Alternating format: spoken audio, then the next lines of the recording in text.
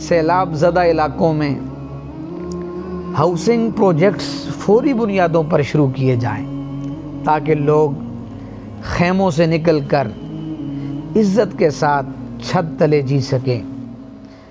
زرعی زمینیں جو برباد ہوئیں انہیں بحال کرنے کے لیے بیج، کھاد اور جدید زرعی آلات فراہم کیے جائیں۔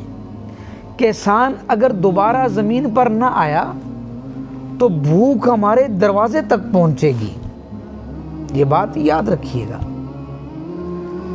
اور یہ بھی ضروری ہے کہ رفاعی ادارے اور قومی تنظیمیں صرف امدادی سامان پر نہ رکیں۔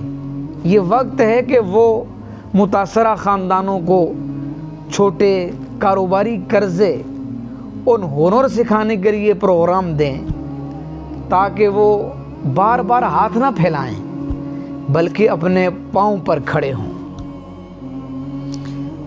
دنیا کے انسانیت دوست اداروں کو بھی یاد رکھنا ہوگا کہ یہ انسانیت کا مسئلہ ہے، سرحدوں کا نہیں۔ آج اگر عالمی برادری نے ان کے ساتھ کھڑا نہ ہوا تو یہ